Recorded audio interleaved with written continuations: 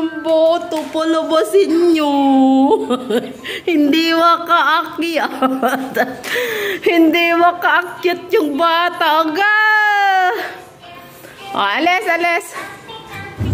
Hello mga mare, another day with another vlog ulit tayo. So ayan nga mga mare, umagang umaga, pero tignan nyo nga naman, nagkakalat ulit ang ating Disney princess dito sa bahay. At kung kalat siya ng kalat, eto naman at meron din namang tagalinis. Mabuti na lang talaga mga mare, at itong si Mr. Carbonell nga ay matyaga din talaga sa pag-aalaga kay baby. Sa ngayon talaga kasi mga mare ay hindi talaga makapamasada nga si asawa, dahil nga ako nga ay nagtitinda dito sa may palengke. Sayang din talaga kasi yung mga burda mga mare kapag sakaling ako ang wala dito sa pwesto. Extra income din naman kasi yun dito sa store. At fast forward na nga mga mare, ayan nga at gabi na, at sa gabi na nga lang talaga ako nagkakaroon din talaga ng time para makipaglaro nga kay baby. Pero minsan din or kadalasan mga mare, pag akyat ko, pag natapos na akong kumain at maligo, ay napatulog na nga ito ni Josawa. Pero nung time naman na to mga mare, ay may pinuntahan nga si Josawa dahil nga namasyal itong sina Joanne at saka sina Lovely sa plaza para nga tumingin ng mga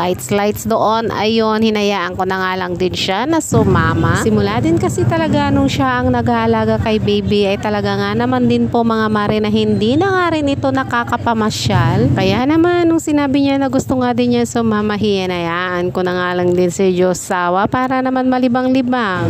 At nanghingi pa nga siya ng budget niya na 100 nung time na yan. Pero alam niyo ba kung anong ginawa din dun sa 100? Pinambili din niya ng pagkain at inuwi at pasalubong din naman sa akin. O diba? Ang ganda ko. At dahil yata madalang nga akong makipaglaro na nga sa kanya dahil madalas akong nasa pwesto, abay sinulit naman yata ni Yana nung gabing ito. Anong oras na nga din siya natulog. So paano yan mga guys? Hanggang dito na lang ulit tayo. Salamat sa inyong panonood.